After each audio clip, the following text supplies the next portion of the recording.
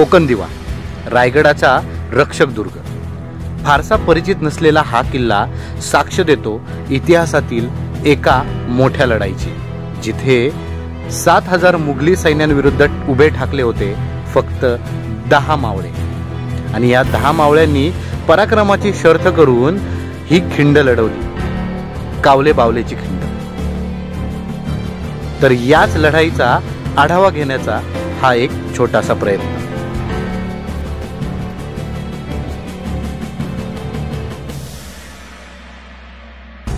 तर नमस्कार मंडळी, टी ट्रेक ट्रॅव्हल या आपल्या चॅनलमध्ये तुमचे स्वागत। आणि मी आता आहे स्वारगेटला। 2 दिवसाचा आमचा एक मस्त प्लॅन आहे, रायगड प्रभावळीतला एक किल्ला कोकण दिवा। पण कोकण दिव्याच्याच बाजूने एक वाट खाली उतरते कावले बावले खिंडीची। आणि ह्या कावले बावले खिंडीमध्ये जवळपास 335 वर्षापूर्वी एक मोठी लढाई झाली होती। आणि त्या लढाईचं स्वरूप कसं होतं, काय होतं, या गोष्टीचा आपण आढावा घेणार आहोत। कोकण दिवा किल्ला तर आपण बघणारच, पण ह्या सगळ्या गोष्टींचा आढावा घेऊन खाली सांदोशी म्हणून गाव आहे, तिथं जाऊन तिथं काही विरगळी आहेत ते सुद्धा आपण बघणार आहे। तर असा एक मस्त प्लॅन असणार आहे आपला। आणि आपण आत्ता इथं स्वारगेटला थांबलो आहे। घोळ गावाची जी ST आहे ना, तिची वाट बघा, 4 वाजता येते रोज, ती मुक्कामी असते। तर त्या गाडीने आपण घोळ गावात जाणार आहे, तिथून गारजाईवाडी आणि गारजाईवाडीतून मग पुढं कोकण दिवा, असं एक आपलं ओव्हरऑल जर्नी असणार आहे रात्रीची। तर बघूयात प्रवास कसा होतोय, पण हा व्हिडिओ फार भारी असणार आहे। याच्या मागचं कारण असं आहे की छत्रपती संभाजी महाराजांच्या मृत्यूनंतर झालेली एक मोठी लढाई ही याच्यामध्ये तुम्हाला अनुभवायला मिळणार आहे। तर व्हिडिओ शेवटपर्यंत बघायला विसरू नका।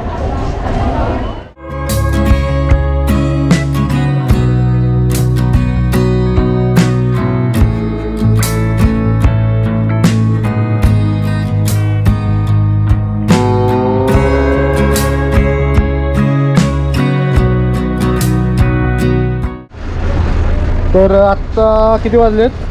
6 वाजलेत बरोबर। 4 वाजताची गाडी होती आणि आम्हाला 6 वाजता मिळालेली आहे।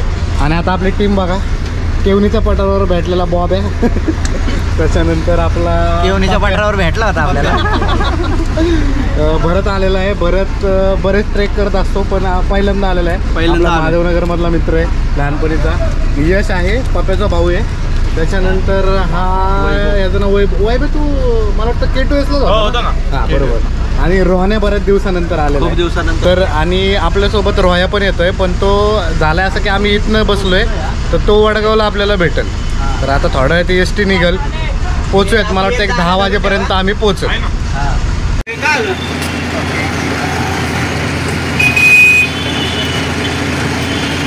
कोकण दिव्याला जर तुम्हाला जायचं झालं ना, तर एक तर सांदोशी गावातनं जाता येतं, नाहीतर मग घोळकडून। आता आपल्याला कावले बावले खिंड उतरायची आहे, म्हणून आपल्याला घोळकडनं जाणं गरजेचं आहे। याचा एक हे असं आहे की तुम्हाला खाली उतरून गेल्यानंतर पुन्हा वर येणं शक्य नसतं, त्यामुळे 2 व्हीलरवर जाणं म्हणजे त्याची शक्यता कमी आहे। तर मग बसने, कारण एकच उपाय, एकच बस असते 4 वाजता। पण जर तुम्ही तिथं अवेलेबल असाल, तिथं जाऊन सांगाल, तुम्ही भांडाल, तर ती बस मिळेल, नाही तर मिळणार नाही, ती बस कॅन्सल पण होते। त्यामुळं ही एक गोष्ट लय महत्त्वाची की जर तुम्हाला आम्हाला वाटलं चला दांडेकर पुलावर थांबू, शेंगड रोडला थांबू, बस तिथूनच जाणार आहे, तर तसं होत नाही।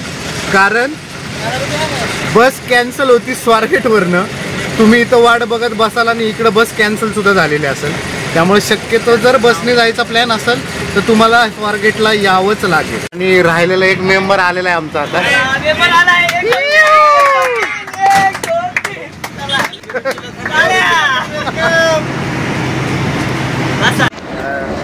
तर आता आम्ही STत सगळे आलेलो आहे, 9 जण आहे टोटल। सुरुवात झाली होती दोघांपासून, दोघांचे 4 झाले, 4चे 6 झाले, 6चे 7 झाले। त्यानंतर 7 जण स्वारगेटला गेले, 2 तास थांबले। त्याच्यानंतर 8वा वडगावला भेटला, 9वी ही इकडं ह्याला भेटली, गायरीला भेटली। आणि आपली आता टीम रेडी झालेली आहे कोकण दिवा आणि कावले बावले खिंड हा सगळं बघण्यासाठी। तर आता आम्ही जवळपास 500च्या जवळपास आहोत। आणि मोरं कसे आहेत, आहे ना तयार सगळे? डायरेक्ट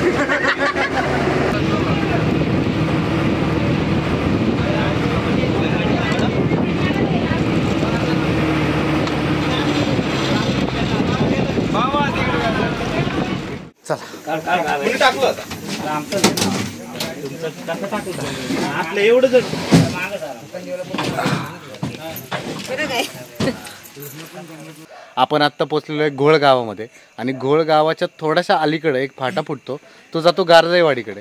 तर आपल्याला आता गारजाईवाडीकडे जायचं आहे आणि तिथून पुढं कोकण दिव्याला. तर बराच मोठा पल्ला असणार आहे. आपण सगळे आता तयार आहोत ट्रेकला निघण्यासाठी.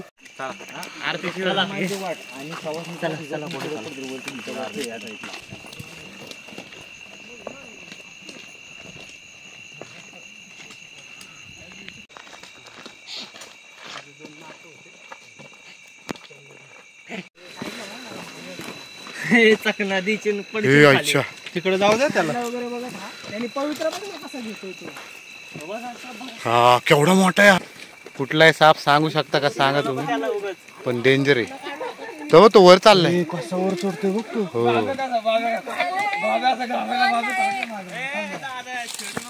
अरे नाही काय करत, बघतोय फक्त. तर एक 1.25 तासाचा प्रवास करून आपण गारजाईवाडीमध्ये पोहोचलेलो आहे आता. आणि या बाजूला घरं आहेत काही.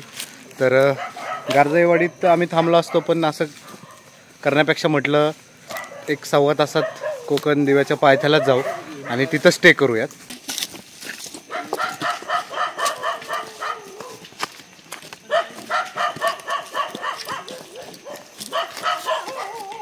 काय दिसत नाही मला.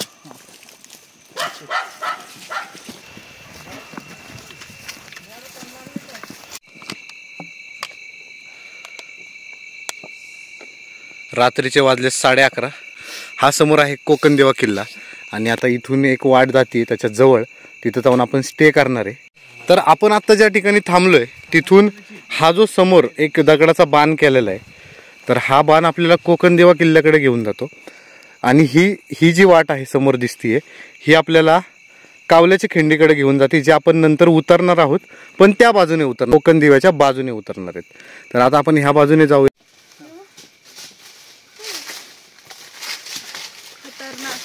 रात्रीचे 12 वाजलेत आणि भयानक जंगलातून प्रवास. इथं देव आहे, मोठा देव आहे, दगडात कोरलेला अख्खा. पण पूर्ण दगडात कोरलेलं आहे.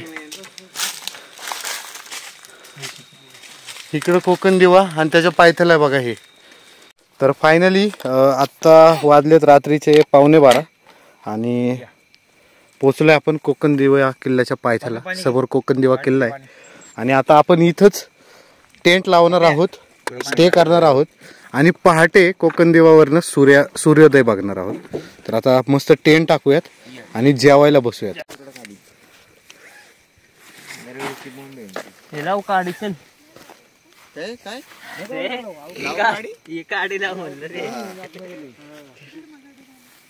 काय आता उशा खाली घ्या. तुटून पडा. कांदे वगैरे घेतलेत कापून कापून. काय आणि आता आम्ही झोपायच्या तयारीत आहे. तर पहाटे लवकर उठून आपल्याला कोकण दिव्यावर जाऊन मस्तपैकी सनराईज बघायचा आणि कोकण दिव्याचं आपल्या इतिहासातलं महत्त्व काय होतं किंवा त्यांनी काय अनुभवलं आहे याचा एक थोडासा आढावा सुद्धा आपल्याला घ्यायचा. तर भेटूयात उद्या सकाळी. तोपर्यंत चलो, गुड नाईट. उठलेले आहेत आणि आपल्याला आता कोकण दिव्यावर जायचं. 6:30चा सनराईज आहे आणि समोर आपल्याला चंद्र मावळताना आपल्याला दिसतोय बघा. अगदी थोडासा राहिलाय, आता तो पूर्णपणे गुडूप होईल. आणि आता आवरून आपल्याला वरती किल्ल्यावर जायचंय.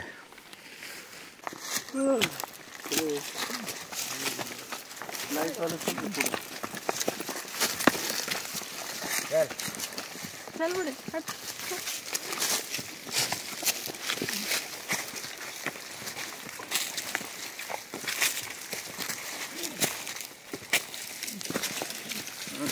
आभाळावर आता छटा दिसायला लागली. थोड्या वेळात सूर्योदय होणार आहे आणि तो सूर्योदय आपल्याला कोकण दिव्यावरनं पाहायला मिळणार आहे.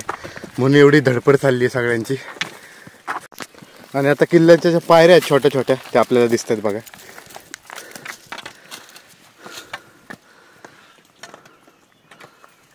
आता आपण पोहोचलेलो आहे कोकण दिव्याच्या गुहेपाशी.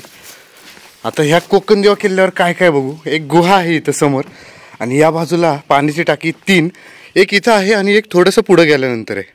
तर या पाण्याच्या टाकीतलं पाणी आपण भरून घेणार आहेत, कारण हा आपल्याकडे एकमेव सोर्स आहे.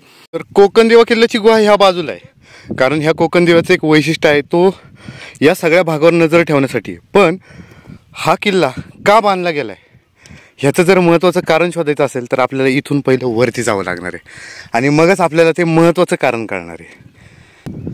किल्ल्यावरती आत्ता चढून आलो आहे खरं आपण, पण इथले 2 पॅच, एक वर येतानाचा, हा चढतानाचा रिस्की आणि इथून सुद्धा थोडीशी घसरण असल्यामुळं काळजी घेत चढणं फार गरजेचं आहे आपल्याला. आणि तुम्हाला महत्त्वाचं आणि मुख्य कारण ह्या किल्ल्याच्या संदर्भातलं सांगायचं झाल्यास हे कारण आहे समोर असलेला किल्ले रायगड.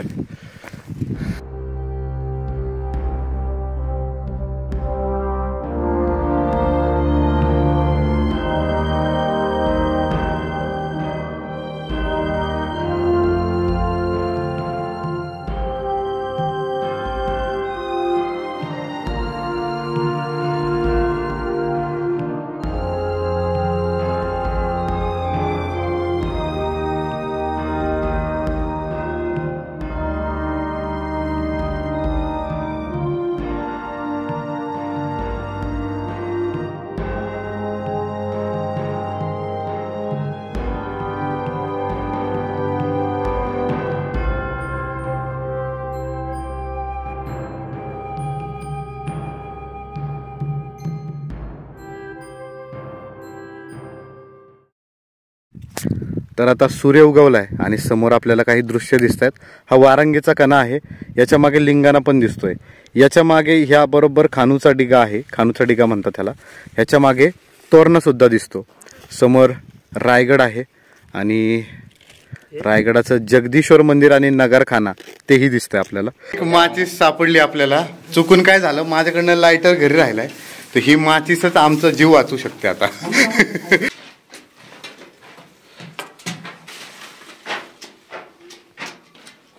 तर आमचा किल्ल्यावरचा चहाचा प्लॅन फेल झालाय, कारण सगळं घेऊन आलो आणि काडी बिटी भेटली. कुठे कुठे तुझे रे तुझे, थांब थांब थांब, माचीच भेटली.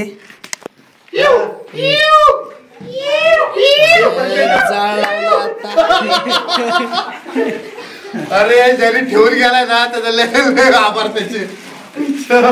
या वैभवने माची शोधली. अरे मी आता खाली गेलं की सत्कार करणार आहे. याला कातर शोधायची सवय. आणि वैभवमुळे मिळालेला चहा घे बाहेर, हल्ले काळा झालाय चहा. आपल्यासोबत आत्ता आहे ना मायक्रोबायोलॉजिस्ट आहे कांचन.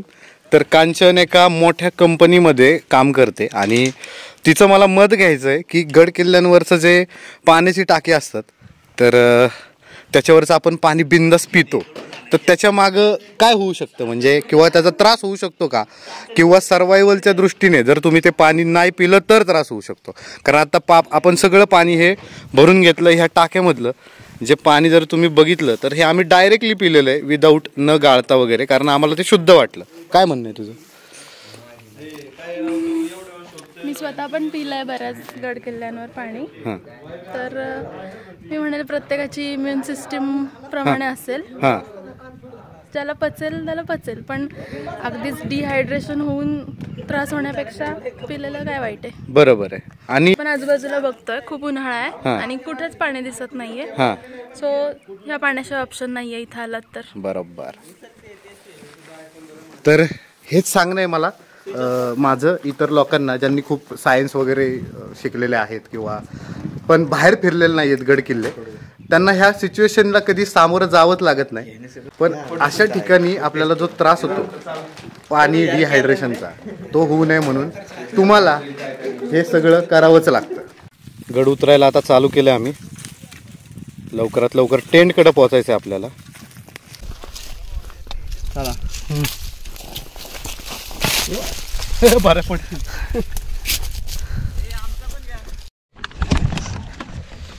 तर आता सुरुवात केलेली आपण कावलेखिंड उतरायला आणि मागे कोकणदेवा दिसतोय आपल्याला. तर याच्याच बाजूने कावलेखिंड आपल्याला उतरायची आहे आणि जायचं आहे सांदोशी गावामध्ये.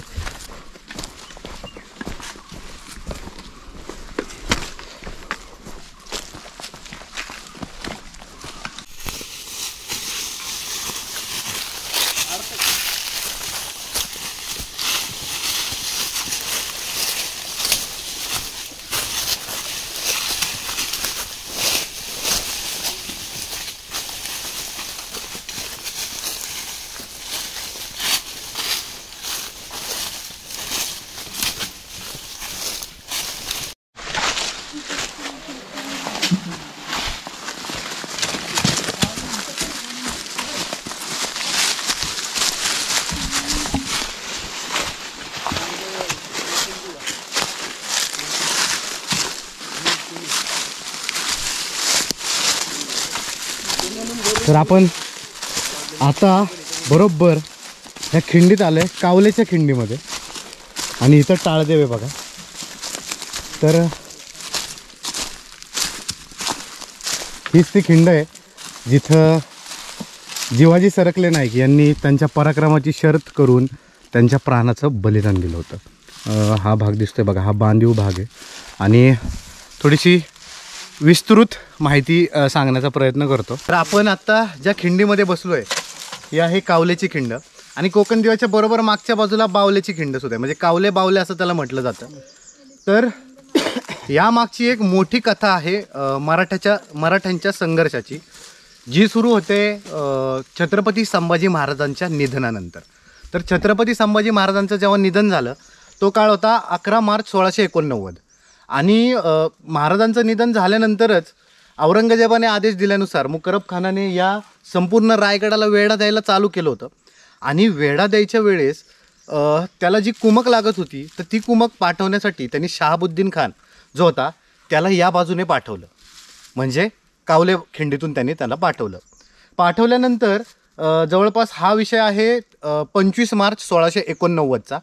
ज्यावेळी जिवाजी सरकले नाईक यांना ही माहिती कळली आणि त्यांना लक्षात आलं की इथून हा वेढा मजबूत करण्यासाठी सैन्य येत आहेत, तेव्हा ते अगदी 10 जणांनीशी इथं आले आणि त्यांनी पराक्रमाची शर्थ करून त्या शत्रूंना खिंडीत रोखून धरलं. गोदाजी जगतापसुद्धा खाली होते, त्यांना ही बातमी कळली. त्यांनी पण ह्या गावातले काही 60-70 मावळे एकत्र केले. ह्या फक्त 60 ते 70 मावळ्यांनी इथं निकराची लढाई दिली. तो हा भाग आहे. आणि निकराची लढाई दिल्यानंतर असं झालं की शहाबुद्दीन खान अक्षरशः पळून गेला.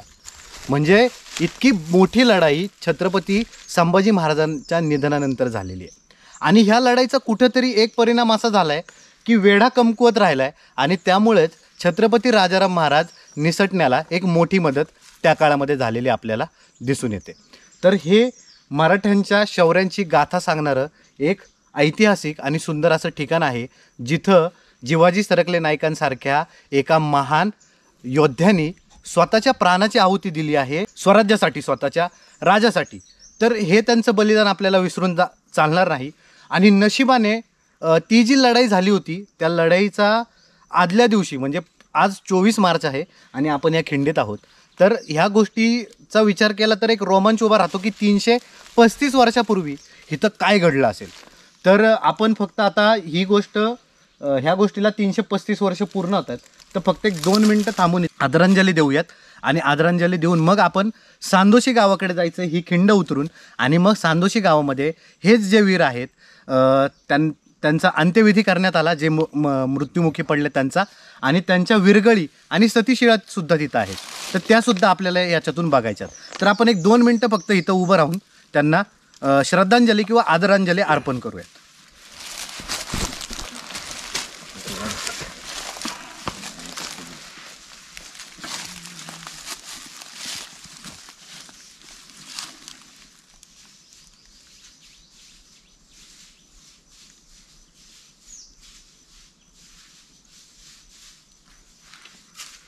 छत्रपती शिवाजी महाराज की जय. छत्रपती धर्मवीर संभाजी महाराज की जय. हर हर महादेव. जय भवानी. जय शिवाजी.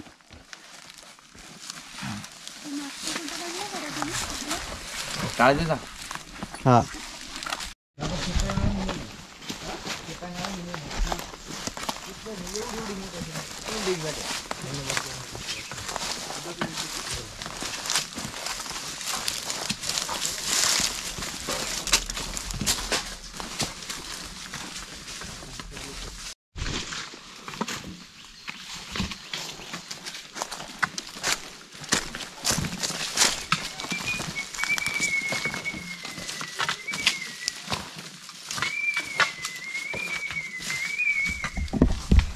तर एवढ्याशा छोट्या खिंडीत आपल्याला आपल्या राजाला जर वाचवता आलं नाही, पण रायगड आपण वाचू शकतो ह्या भावनेतून जिवाजी सरकले नाईक यांनी स्वतःच्या प्राणाची आहुती दिलेली आहे.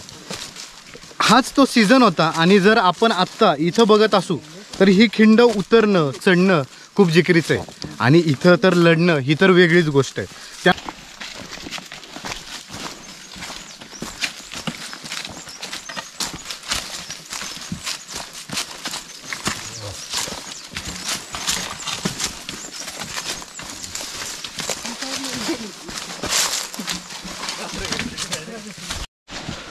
समोरवरती कोकण दिवा किल्ला दिसतोय आपल्याला, म्हणजे लक्षात घ्या ह्या कावलेखिंडीत झालेल्या रणसंग्रामाचा साक्षीदार कोकण दिवा किल्ला आहे.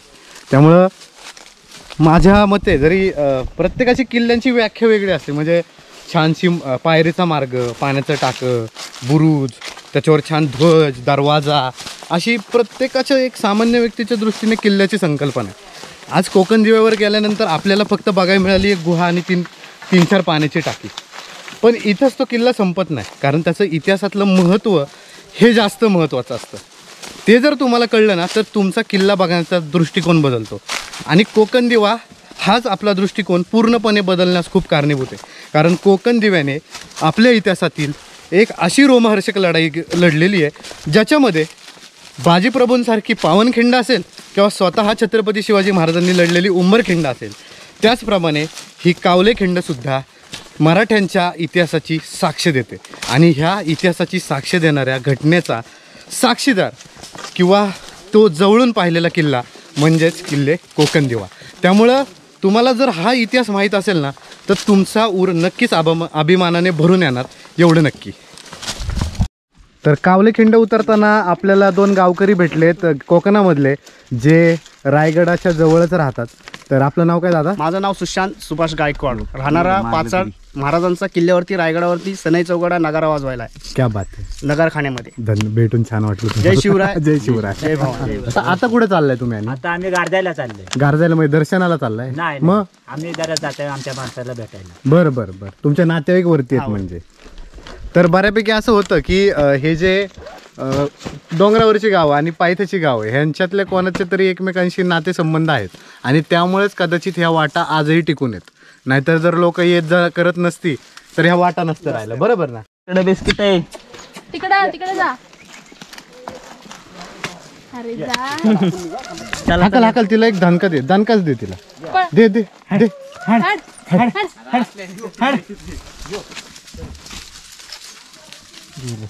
क्या बात आहे, क्या बात आहे. चला. तर एक पुण्याचं कार्य म्हणायला हरकत नाही. ते दादा भेटले, त्यांना कुत्र्यांना परत न्यायला लावलं. ह्याच्या मागचं एक महत्त्वाचं कारण सुद्धा सांगतो मी. कारण प्रत्येक वेळी आपण आहे ना ह्या कुत्र्यांना थोडीशी चपाती, भाकरी किंवा बिस्किट ह्याच्या आशेने ते आपल्यासोबत येतात. तर ह्यांचं काय आहे की आपला जर यायचा रूट सेम असेल ना तर ह्यांना सोबत बाळगायला काय हरकत नसते. तर जर आपलं यायचा रूट वेगळा असेल ना तर मात्र ह्यांचं फार अवघड होऊन जातं आणि त्यामुळे खूप वाईटसुद्धा वाटतं. तर असं होऊ नये म्हणून कायम काळजी घ्यायची. अरे कसले वराडतात माकडं. माकडे तुझी मग काय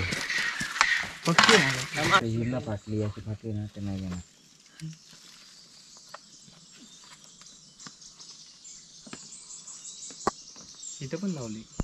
नंतर कावलेवाडीची खिंड उतरल्यानंतर ना तुम्हाला हा जंक्शन पण भेटेल. पहिला लेफ्ट साईडला तुम्हाला सांदोशी. सांदोशीकडे जायचं, राईट साईडला तुम्हाला सावरटकडे जाताना 5 पायऱ्या लागतात. हां. त्या पण दगडात कोरलेल्या मस्त पायऱ्या 90% ना. तर थोडा वेळ विश्रांतीसाठी आम्ही थांबलोय, कारण इथून पुढं थोड्याच वेळात म्हणजे अगदी 5 मिनिटात अख्खा उन्हातला टप्पा चालू होणार आहे. त्यामुळेच आपण थोडीशी ताकद एकवटायला इथं थांबलेलो आहे, कारण इथून पुढं पूर्ण उन्हात चालायचं आणि आपल्याला सांदोशीला जायचं. रॉय किती वेळ लागेल अंदाजे? अजून 1 तासभर लागेल ना. सांदोशी. तर आता नाश्ता करून निघालोय आपण आता आपल्या पुढच्या प्रवासाला. आणि आपला पुढचा जो प्रवासाचा टप्पा आहे हा पूर्णपणे उन्हामध्ये असणार आहे, कारण आता ऊन लागायला सुरुवात झालेली आहे. आपण चाललोय सांदोशीकडे. सगळ्यांना उन्हात तानाच्या हार्दिक शुभेच्छा. आता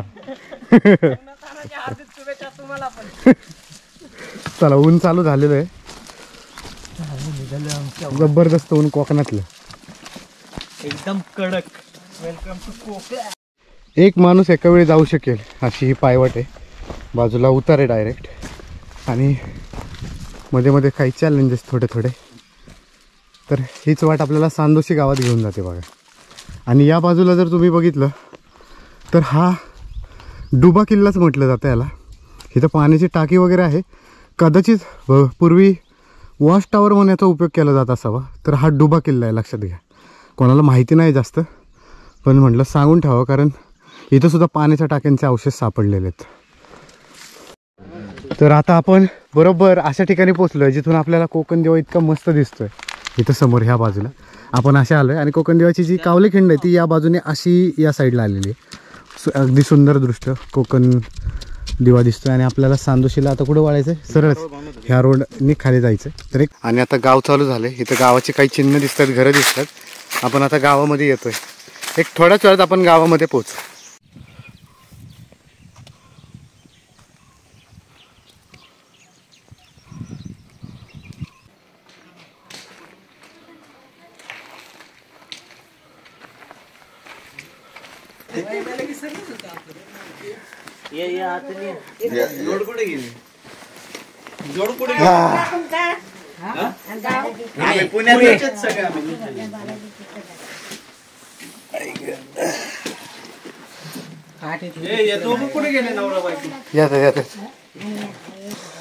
पाणी आहे का त्याच्यात?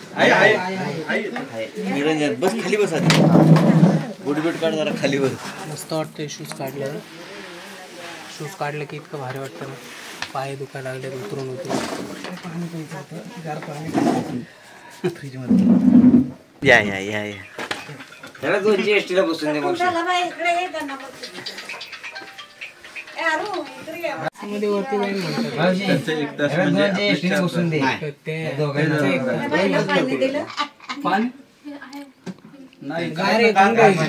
म्हणून म्हणलं फ्रीज मधलं लिंबू सरबत इथंच करा गार पाणी.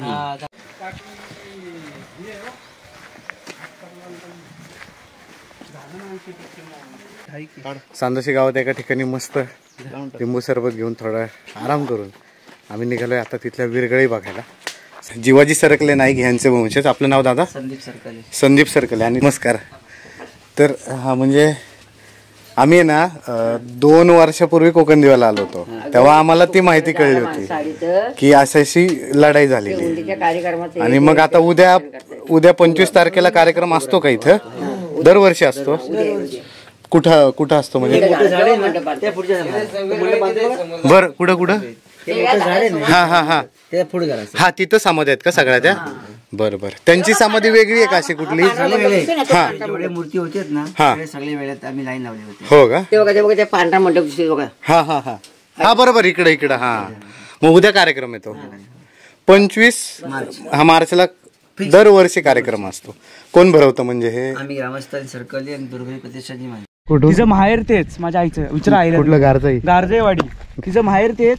ती दिवसाला 3 खेपा मारायची फणसांच्या. ते पण फणसाच्या 3 खेपा दिवसाला.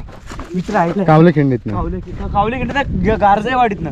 गारजाईवाडीत ना इथं यायची ना. दररोज 3 खेपा मारायची दिवसाला 3 खेपा घालायचो गारजाईवाडीला. काय सांगताय? आम्ही येत का आता येऊन दमलो लगेच. फणसाचे ते पण एवढे मोठे. आणि एवढी मोठी 5-25. हो काय? हा तिथं फणस भरपूर आहे. माझ्या आईची ती त्या आंब्याच्या झाडाच्या शेजारी फणस आहे ती. हो का? समजे झाडं माझ्या आईची आहे. हो काय? ती नेली काल काढून शेणी. हो काय? तर समोर कोकण दिवा आहे आणि कोकण दिवाच्या पायथ्याला असलेलं हे सांदोशी गाव. आणि ह्याच सांदोशी गावाच्या इथं समोर आपल्याला हा वारंगीचा कणा दिसतोय. इथं आहे रायगड. आणि या झाडाच्या इथंच त्या समाध्यात वीरांच्या. तर इथं समोर पण एक विरगळ दिसते आपल्याला छोटीशी. चतुर्मुख विरगळ आहे ही एक. पण ही आधीपासून इथं असल्यामुळे ही हलवली नाहीये. इथं पहिलं मंदिर होतं. तर इथं नंदी आहे आणि इथं चौथारा आहे. तर पहिले इथं मंदिर असणार आहे. आणि ह्या मंदिराच्या जवळच ह्या विरगळी होत्या. हो संपूर्ण माहिती दिली आहे जी मगाशी मी सांगितली ती. सुंदर. इथे एक भग्न नंदी दिसतोय. आणि कदाचित पहिले इथं मंदिर वगैरे असावं नंदी समोर आहे. तर इथं मारुती दिसतोय.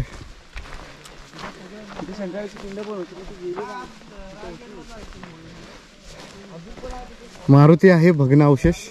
आणि खाली पनोती सुद्धा आहे. इथं सुद्धा मारुतीच आहे. आणि इथं त्या संपूर्ण विरगळी आहेत. उद्या मोठा कार्यक्रम इथं असतो आणि त्याच्यामुळंच त्या कार्यक्रमातलं सगळं हे करण्यासाठी इथं आता मांडव टाकला जातोय. तर या सगळ्या विरगळी आहेत त्या वीरांच्या ज्यांनी इथं युद्ध केलं आणि कावले खिंडीमधून शहाबुद्दीन खानाला यायला अडवलं होतं. याच्यात युद्ध करतानाचा प्रसंग दाखवलेला आहे. आणि वरती कलशारोहण आहे. इथं सुद्धा युद्ध करतानाचा प्रसंग आहे. इथं अप्सरा घेऊन जाताना आलेल्या आहेत. इथं शंकराची आराधना करताना दाखवलं आहे. वरती कलशारोहण आहे. सगळीकडं अशाच पद्धतीचं ओव्हरऑल एक चित्रीकरण आहे. इथं एक व्यक्ती अगदी 2-2 व्यक्तींसंग भांडताना दिसतोय, लढताना दिसतोय आणि त्याला घेऊन जाताना हे अशा पद्धतीने स्वर्गात घेऊन जातानाचं एक चित्र आहे. इथं सुद्धा अशाच पद्धतीचं चित्र आहे. इथं सुद्धा इथं घोडेस्वाराला मारतानाचं चित्र आहे. म्हणजे त्या व्यक्तीने घोडेस्वाराला मारलेलं आहे. कारण इथं सुद्धा तशाच पद्धतीने आणि इथं सुद्धा. तर अशा ह्या विरगळी आहेत ज्या आपल्याला कावल्या घाटात किंवा कावले खिंडीमध्ये घडलेल्या रणसंग्रामाची माहिती देतात आणि खूप भारी आहे हे सगळं. जिवाजी सरकले नायकांची समाधी वेगळी आहे का? त्यांची समाधी वगैरे नाही आहे अशी. ह्याच्यातलंच एखादा असेल कदाचित त्यांच्यापैकी. ही पण असू शकते कारण ह्याच्यात त्यांना डायरेक्ट नेताना बघ ना पालखीत नेलेलं आहे. कदाचित हे असू शकतात, सांगता येत नाही. त्यांना तेवढा मोठा मान आहे. बाकीच्या ठिकाणी फक्त अप्सरा घ्यायला आलेल्या प्रत्येकाला दाखवलं, पण यांना मात्र पालखीचा मान आहे. तर कदाचित मग हे त्यांची विरगळ असू शकते. इथं ही सतीशिळा पण आहे बरं का. म्हणजे जो व्यक्ती मरण पावलाय त्याची स्त्री सती गेल्याचं पण दाखवलंय. हात दिसतोय बघा आपल्याला. म्हणजे ते सुद्धा दिलेलं आहे त्यांनी. तुझं नाव सांग मला. माझं प्रथम प्रदीप सरकले. बरं. आणि इथं म्हणजे काय कार्यक्रम असतो उद्या? कारण उद्या मला वाटतं 335 वर्ष होतील ह्या कावले घाटात कावले खिंडीमध्ये घडलेल्या युद्धाला. तर कार्यक्रम काय असतो? म्हणजे दरवर्षी असतो का? हो, दरवर्षी असतो 25 मार्चला. आणि काय काय असतं ह्या कार्यक्रमात? सगळे एकदम खूप लांबनं माणसं येतात. एकदम धूमधडाक्यात असतो. म्हणजे झांज पथक वगैरे सगळं असतं. त्यानंतर मला वाटते भोजन समारंभ असतो, ध्वजारोहण. अतिशय म्हणजे इथल्या गावकऱ्यांनी मिळून ही गोष्ट खूप चांगल्या पद्धतीने केलेली आहे की त्यांनी ह्या सगळ्या गोष्टी म्हणजे त्यांनी जी 335 वर्षापूर्वी 1689 मध्ये त्यांनी जे त्याग केला आहे ना त्याची आठवण म्हणून दरवर्षी इथं कार्यक्रम असतो. अगदी शस्त्र लाठ्या काट्याचं प्रात्यक्षिकं इथं होतात. त्याचप्रमाणे वेगवेगळे कार्यक्रमही सुद्धा इथं आयोजित केले जातात. तर खूप सुंदर काम असतं आणि त्याचं स्टेज उभारायचं काम चालू आहे इथं. तर हे बघून खूप छान वाटलं की अशा पद्धतीने आपल्या इतिहासाचं आणि आपल्या संस्कृतीचं जतन होतं आहे. असे वीर ज्यांनी स्वतःच्या प्राणाची पर्वा न करता त्या कावल्या खिंडीमध्ये शत्रूला रोखून धरलं आणि शहाबुद्दीन खानाला पळता भुईतोडी केली. आणि त्यामुळंच का होईना म्हणजे वेढा कमकुवत राहिल्यामुळेच राजाराम महाराजांना स्वराज्यातून निसटून जायला मदत झाली. आणि त्यामुळंच स्वराज्य आपलं 1689 नंतरसुद्धा बरेच दीर्घकाळ टिकून राहिलं. त्यामुळंच ह्या वीरांना विसरून चालणार नाही. तर आपण यांना इथं आदरांजली वाहूयात आणि मग इथनं रायगडाकडे निघूयात. ट्रेक होता जो आपल्याला सांदोशी गावापर्यंत यायचा होता तो आपण कंप्लीट केलेला आहे. सगळ्यात महत्त्वाचं म्हणजे काल आपण जे स्ट्रगल केलं, सुरुवातच स्ट्रगल झाली आपली स्वारगेटची बस मिळण्यापासून. तिथल्या कंडक्टरशी भांडणं, तिथून गेल्यानंतर स्वारगेटला तिथल्या मेन डेपोच्या व्यक्तीशी भांडणं का तर बस सोडत नाही. त्यानंतर मग 4ची बस 6:15ला निघणं. बरं एवढं ठीक आहे. त्याच्यानंतर अचानक रोयाचं येणं, ते पण वडगावला आम्हाला बस थांबवावी लागली. त्यानंतर अशा सगळ्या गोष्टी आम्ही केल्या. तिचं तर त्रासदायक. असं करत करत 9:30ला आमचं पोचणं असेल किंवा त्यानंतरचे डिसिजन घेत कोकण दिव्याच्या पायथ्याशी येणं असेल, असा सगळा. आणि त्यानंतर जो इतिहास आम्ही खरा अनुभवायला आलो होतो कावले खिंडीचा आणि सरकले नायकांनी केलेल्या बलिदानाचा, ते ह्या सगळ्या गोष्टींचा आपला खूप चांगला मागोवा घेऊन झाला. आणि त्यामुळं खूप छान वाटतं की 2 वर्षापासून जे डोक्यात होतं ते कंप्लीट झालेलं आहे. आणि आता आपले हे जे सगळे बाकीचे मित्रमंडळी आहेत त्यांच्या प्रतिक्रिया आपल्याला घ्यायच्यात. कारण बरेच जण ह्यावेळेस नवीन आहेत. तर त्यांना कसं वाटलं हे पण आपण आता जाणून घेऊयात. कसं वाटलं? एकदम छान झालं ट्रेक.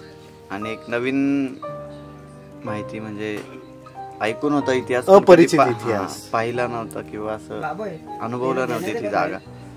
छान होता अनुभव, मस्त होता. माझा अनुभव मागच्या वर्षीच हा ट्रेक केला होता पूर्ण. असं काही नव्हतं, पण मला बाकीच्यांना हा इतिहास दाखवायचा होता किंवा बाकीच्यांना हे रस्ते दाखवायचे होते म्हणून मी आज पूर्ण आलेलो आहे. यश पहिल्यांदाच आलं. यश मी तुझं काय? पहिल्यांदाच आलेलो आहे ट्रेकला. माझा अनुभव तर एकदम चांगलाच झालाय आणि दादा सोबत ट्रेकला आलं म्हणलं अजून चांगलंच होणार आहे इथून पुढे.